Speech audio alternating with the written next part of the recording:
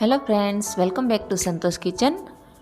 આજે આપણે સૂકી ભેળ છે તે બનાવીશું। એકદમ ચટપટી અને ટેસ્ટી એવી સૂકી ભેળ એકદમ સરળતાથી અને માત્ર 5 મિનિટની અંદર બની અને તૈયાર થઈ જાય છે।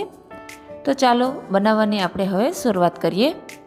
સૌથી પહેલાં અહીંયા મેં એક તપેલીની અંદર મમરા છે તે લીધેલા છે। મમરાને મેં પહેલાં વઘારી અને તેની અંદર સેવ છે તે એડ કરેલી છે।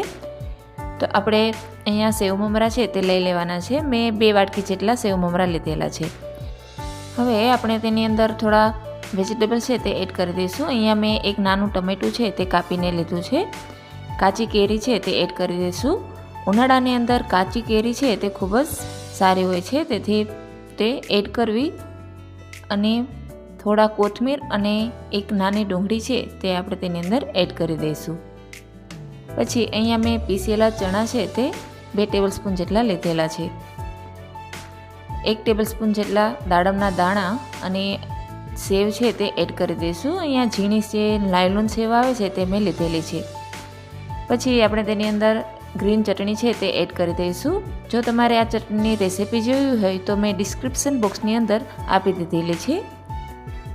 પછી આપણે તેની અંદર 1 ટેબલસ્પૂન જેટલું ટમેટો કેચઅપ છે તે એડ કરી દઈશું।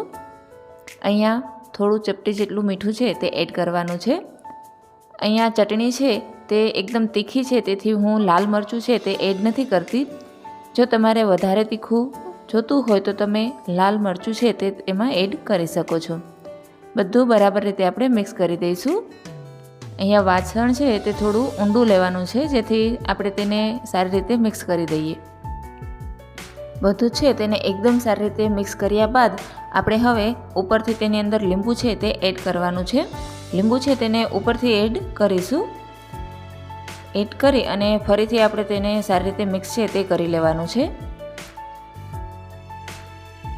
તો માત્ર 5 મિનિટની અંદર આપણી જે આ ભેળ છે તે બની અને તૈયાર થઈ ગઈ છે અને ખાવામાં ખૂબ જ ટેસ્ટી છે તે લાગે છે।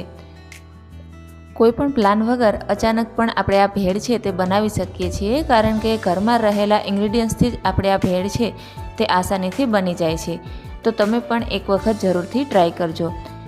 હવે આપણે તેની અંદર થોડા દાડમના દાણા અને ઉપરથી સેવ અને કોથમીર છે તે ગાર્નિશિંગ માટે નાખી દઈશું।